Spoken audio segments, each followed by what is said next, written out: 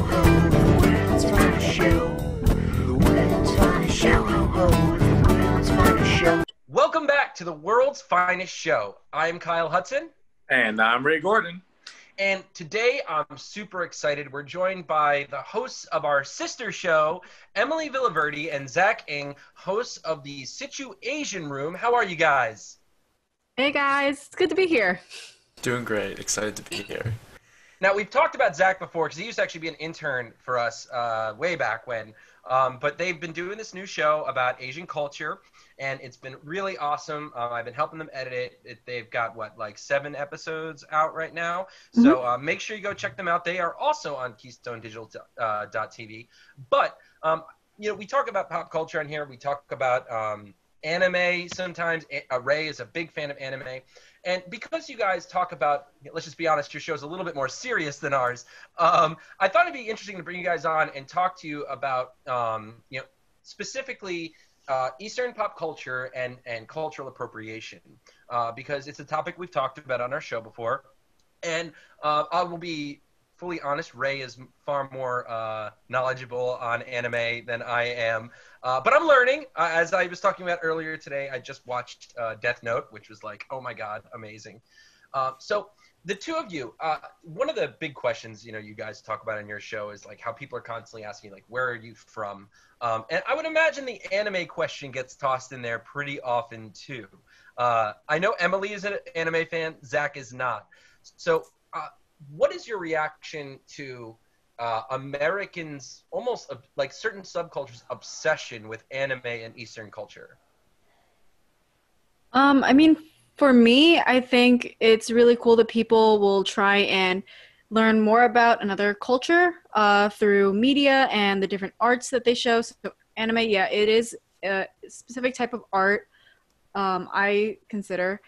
And I think that it's really cool, but there are times when people say, oh, I watch anime. I saw all of Avatar: The Last Airbender, and I cringe a little bit because it's not an anime. It's actually an American cartoon. And, the conversation just gets awkward from there. So in that kind of a case, right, where you have, because it's not alone. I mean, there's Speed Racer is another anime, but is produced in America. It's probably one of the more famous ones. Would you consider that cultural appropriation? I don't think so. I think it's just people don't really know a whole lot. So the only reason why I know information like that is because I took that next step and did some research, and I wanted to learn more about why, the differences in anime. So back in middle school was when I was really into it, and I was watching a bunch of different shows, and I am actually guilty of telling my older cousins that are even more into anime than I am, that, oh yeah, I watched Pokemon and I watched Avatar: The Last Airbender, and they would look at me and say, it's basic. Or, with Avatar: The Last Airbender, they would say, that's not anime. But I don't think it's cultural appropriation in a sense. I think it's just, when people say, oh yeah, I watch anime, and then they mention shows like that, it's just they're not really aware. Now, Zach, I'm curious what the reaction you get when you say, I don't watch anime, because I think that's a stereotype that I think a lot of people think all Asian people know karate, all Asian people watch anime, right? So, how are those conversations break down with you? Most of my interactions with that, people aren't too surprised. A lot of anime is a Japanese thing, and, personally I'm Chinese, or Chinese American, so I don't know all the Japanese cultural things or practice them, but a lot of my friends that do watch anime are mostly not Japanese, and they appreciate that. And I don't know, it is kind of weird because but it's not a very common thing as much as all Asians know karate kind of thing. I was always wondering, what is it like to feel that? Because I know that, for me being African American and my love for anime, I see it as more oh, well, I know the world, I'm of the world, and it's I'm a part of the world. So could it be the same thing for others? Because I know that people view anime as this I guess, this other sort of entertainment, but really I feel like anime is an umbrella, and there are many different categories underneath it. Like you got your horror, your mystery, your this, your that. Pick a genre, and it all sort of falls under anime. And I was fascinated by that so much, not so much the whole like, oh, is this an Asian thing? I was like, no, it doesn't really matter if it's like this is an introduction into something else that I've never been able to experience. But hearing that, like as you said, you're Chinese American, it's like this isn't really my thing. Like I feel like we get overlaid a lot through society. And it's more like you have to do, obviously you're this, so you must know this. Obviously you're this, so you must know this. And people are surprised when they hear that I like anime. I just don't understand. I want to know how you feel about being, I guess, overlaid in society. Yeah. So I think that's a common issue that a lot of Asian Americans have is because people tend to blend everything together. And so, like, if you look remotely like East Asian, you kind of fall under a bunch of different categories because it's like this oversimplification, right?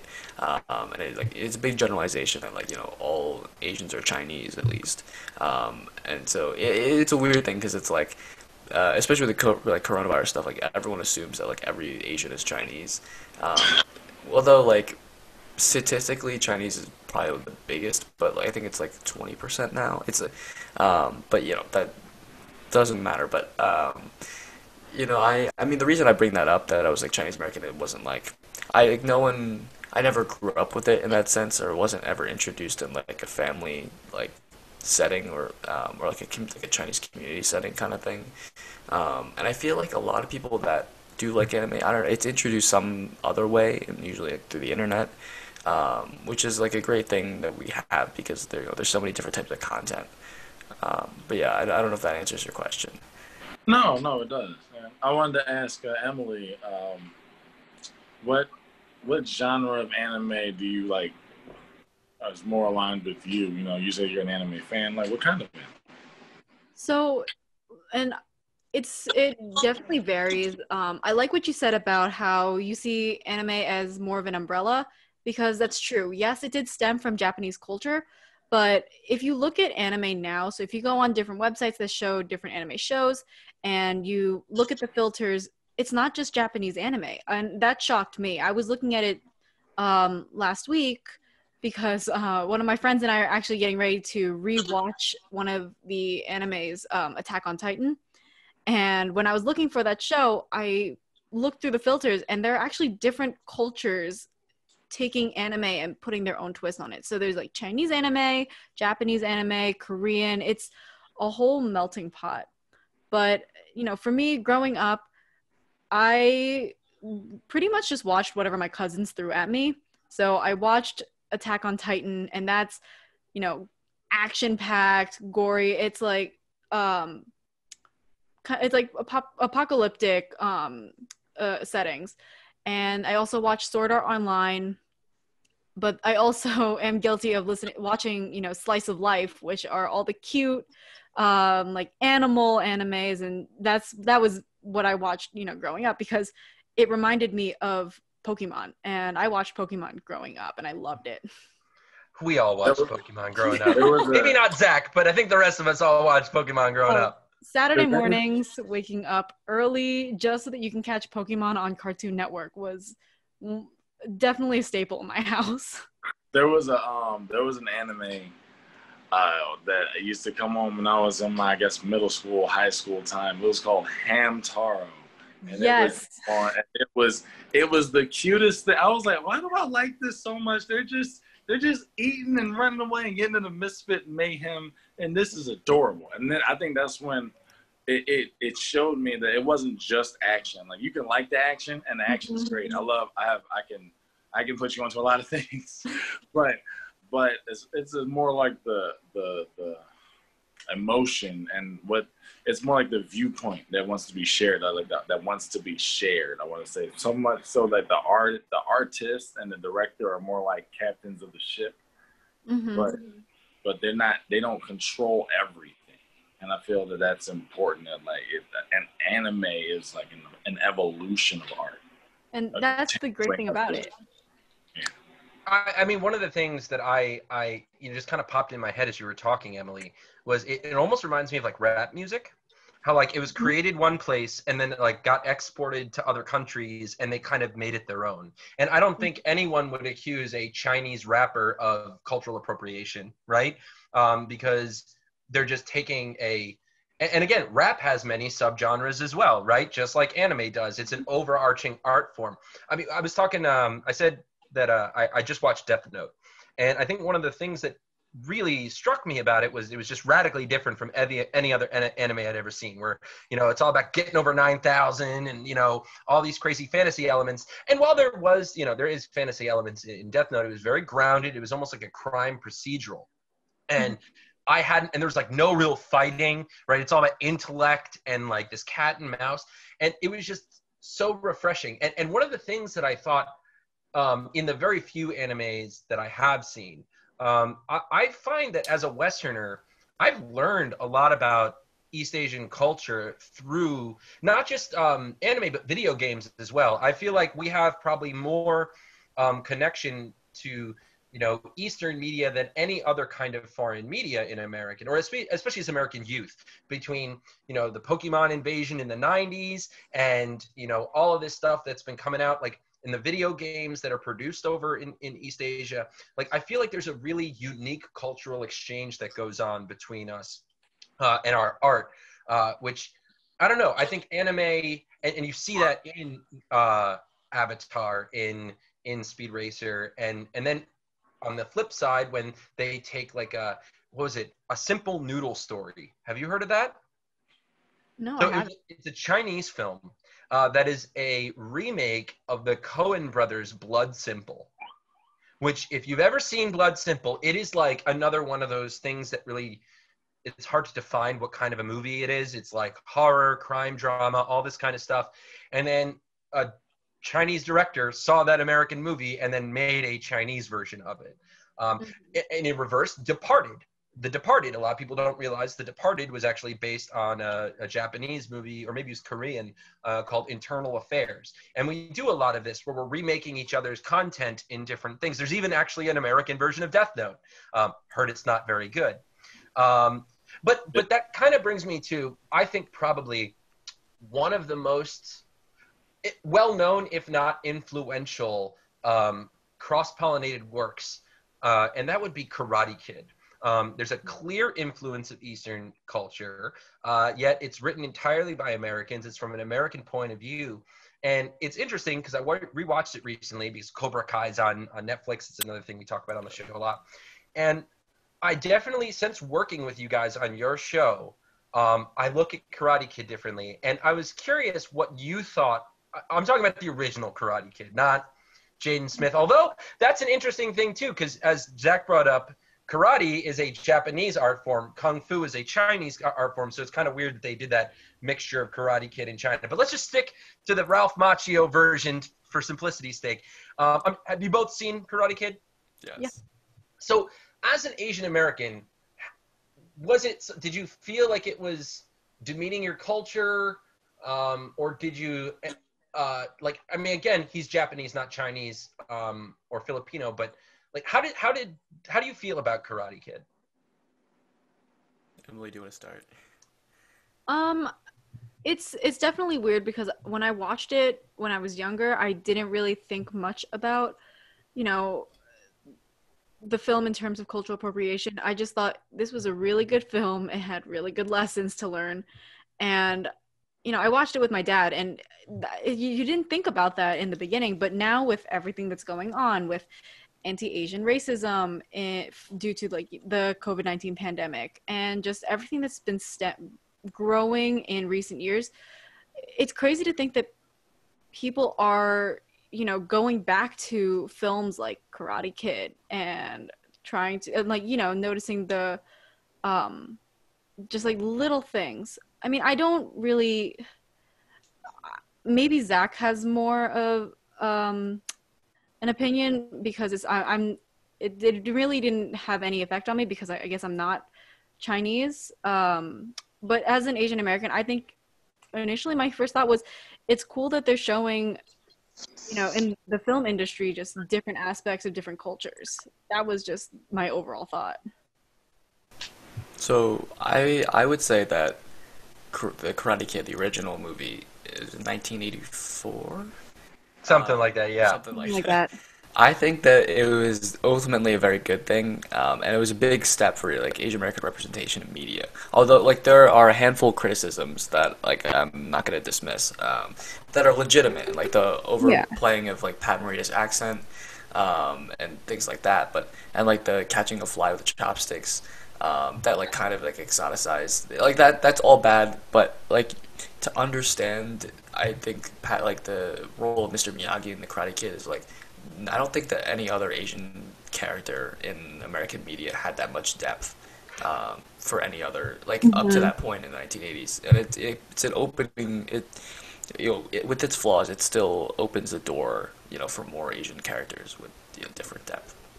Yeah, because I mean, I think if you think about it at the time, probably your only two other popular culture Asian folks were probably Kato from the Hornet and Sulu from Star Trek. And I think both of them, let's be honest, are pretty one-dimensional characters. But you do learn about Mr. Miyagi's history and his family, and this. And I do think, have you either of you seen Cobra Kai? I've been binge watched it like I So good, right? once. And I thought that they tackled it in that. They definitely, I felt, straight on tackled the how Danny has kind of absorbed a little bit of the culture, and he sees himself maybe as an insider, whereas other members of the culture do not, because they don't have that personal experience with him. There's the scene in the first episode where his daughter's dating an Asian boy, and he's slicing up, very, giving him sushi, like in the very authentic way, and he asks the question you guys bring up. He's like, so where are your parents from? And he's like, Fresno. You know what I mean? And then he gives him, he's like, I don't like raw fish. And it's just like, Danny gets like this affront to it. And I thought that was I think it needed to be acknowledged, and I'm glad that they acknowledged it, because it is, I think, it was a very important thing to me, transformative as a kid from New Jersey who moved around. And I don't know, I look at it after working with you guys. I look at that movie very, very differently. Now, have you guys seen the Jaden Smith one? A while Yes. ago. Hmm. I didn't watch it. Was it any good? I thought it was okay. It wasn't. I think it was just a more modern take on the classic film. So, I thought it was pretty good. I was like 11 when I watched it, so I liked it. You guys At are the so time. young. I watched it recently. I think it's on Netflix. I Oh, is it? believe. I believe that, if I might be wrong, or it's some on somewhere, because I just watched it recently. But I know my parents, like, I don't have the film. But Yeah, yeah. it's all right. When I watched Karate Kid, the one with Jaden Smith, I don't really think he's that great of an actor, but that's neither here nor there. When I watched it, that Jackie Chan was in it, and there was a whole thing. I didn't really like it. I felt like it didn't need to be made. It gave me feelings of how The Lion King was redone recently. I felt like it didn't need to be made. Like, okay, kudos for making it. It didn't need to be made at all. Like, I feel like it missed the point and it missed the lesson that the first one had. But then again, I grew up with a different introduction to the Asian culture as far as cinema, movies, and theater and media. I like that. Like I came in on the Three Ninjas and Yes. Teenage Mutant Ninja Turtles and Mortal Kombat. Like it was different. I avidly like I had Korean roommates. Like I avidly enjoy the experiences I've had with the Asian culture and its vast diaspora. It's more along the lines of how it's represented and how it's depicted here, and I feel like it's real choppy. Yeah. It's real choppy. It's real I see that. I went touring and I saw that, so I'm gonna make a movie about that. But but have you gone to the town? Have you talked to the people? Do you understand what's going on? Yeah, I and don't feel that much of that. that's the thing, because they don't really. So another film that I really liked, that you just, when you mentioned that, Ray, was Moana. And the team that made Moana, they didn't just take the basics of, Polynesian, Pacific Islander culture. They planned this out. They went to different islands in the Pacific, and they studied the culture. They talked to the people. They did their research, and that's how like they made the film Moana. And that's why when people talk about it, they're learning about the culture, and it just, yes, I know, I understand that there are those, I guess, racist things that people will pull and people will remember. So like the Karate Kid, Mr. Miyagi catching the fly with his chopsticks. People are going to remember that. And like the discipline, people are going to ask, oh, are your Asian parents this strict? Like, are they hard, super tough, like no emotion? That's the stuff that they remember. But at the same time, and I guess this goes in with anime as well, they're picking out different aspects of the culture and they're learning about it. And I think that's the best part about representing different cultures and, just different lifestyles through the media and through the film industry. Because Karate Kid, I remember the one with Jaden Smith, I think he was eating ramen or instant ramen, and that's at that point when I first watched it, that was the only ramen I knew. Flash forward a couple years to when I started watching anime and I saw like authentic ramen in anime, I didn't realize that there was just a whole other world, and that's Right. something that I learned. And it's just I think that's how people, I guess, lazily or just they learn more about the cultures without even realizing it. Oh, I definitely think that is the value. I mean, that is the biggest value out of all this stuff. I mean, I've never been to East Asia, never. But through watching movies and anime and playing video games, I can say I at least have a rough idea of how youth life in the late 90s, early 2000s was, right? Because that's when I was young, and that's when I was really paying attention to that kind of stuff. But I mean, I think that, I guess that kind of zones in on what I was trying to ask, is like, what's the difference between cultural appropriation and cultural appreciation? And I think you answered that question with the research, right? It's not just, oh, I want to make a cool thing about samurai because I saw a samurai movie one time, and then you make, what is that Tom Cruise movie, The Last Samurai? Right? Like, throw that. The white guy comes and saves the whole Japan. You know what I mean? Yeah. Throw it in the trash.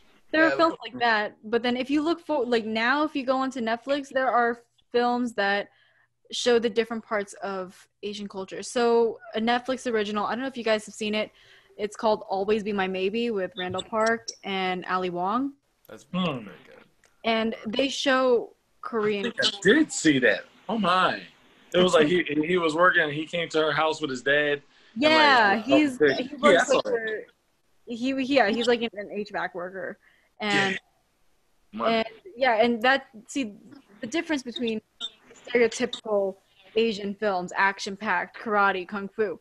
This film highlights that comfort aspect of, Korean culture, and it shows the food and just the close-knit family ties that are centered around, the kitchen table and just being around family and the people that you love. It's interesting how it's changed. So I guess, I mean, because we're coming close to the end of our interview, so I guess what I would ask you is, like, so, I mean, aside from that show, what are some other types of media people could consume that are a little bit more accurate and are less, to use Zach's term, exoticizing? Because I think that's something, that Eastern mystical, you know what I mean? Like the whole thing with Mr. Miyagi, like that. What are things that get away from that and actually give you a clear depiction of Eastern Asian culture? I think one film that I have yet to watch, but it's definitely on my list. It's called The Farewell. It's starring Awkwafina. That is, from what I've researched, the film takes place with a Chinese American woman, Awkwafina's character, and she goes back to China to visit her grandmother. But the twist is that her grandmother's actually dying, and no one wants to give the grandmother the bad news. They're like the whole family, I guess, that's in the States are all coming back home to spend time with the family, and it shows culture and just the traditional, I guess, like Chinese culture, just through this one film. So that's definitely something on my list that I want to watch, and I would probably recommend. Crazy Rich Asians, while it's very, very spectacular, and I think it's a bit amplified, there are little bits throughout the movie that do showcase Chinese culture. And to build off of that, like another example you can find on Netflix, I think it was only released on Netflix, but it's not Asian American, but it is produced with Asian Americans, but the story plays. Actually, no, it is a mix of like Asian and Asian American. It's Tiger Tail. Tiger Tail, I don't know if you guys are familiar, is a story about a man who leaves Taiwan, and he goes with like kind of an arranged marriage to America, and I forget what city they're in. I think it's New York. I think they go to New York, and like he struggles, and he has a family, but he leaves behind like a woman he actually fell in love with versus like someone who he just went to America with. But they had kids, and then he kind of like reconciles with that. And there's a lot of flashbacks, so there's a lot of it contrasts like both Asian Americans and like people from Asia, like real Asians, in a sense. And so yeah, it's a really good film, but it's a mix of like Taiwanese Mandarin and like subtitles. So there's a little bit of reading you got to do, but some scenes are in English. I love subtitles, but yeah, go ahead. Yeah, it doesn't bother me at all. I have a lot of foreign films that I like, so I don't mind reading.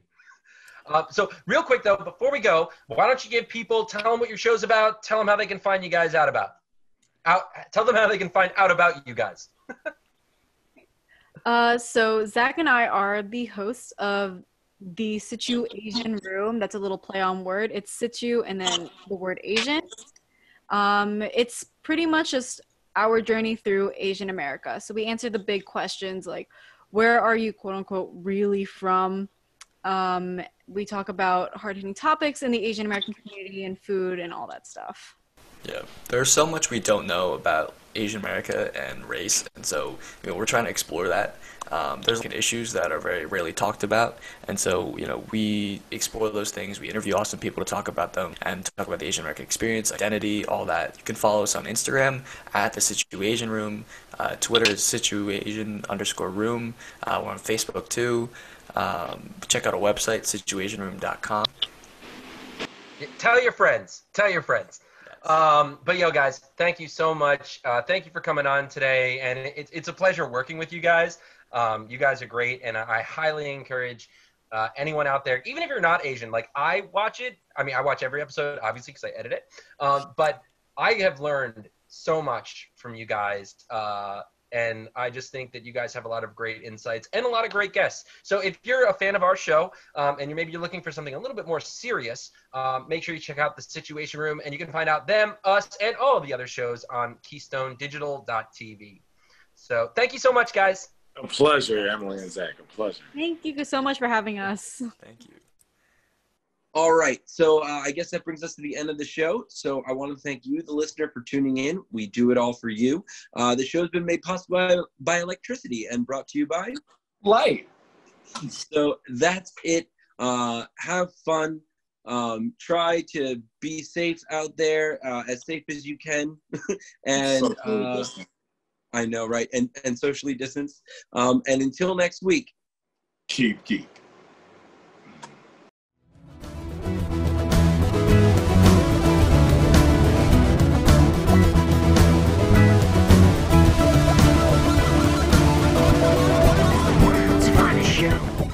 The world's finest show.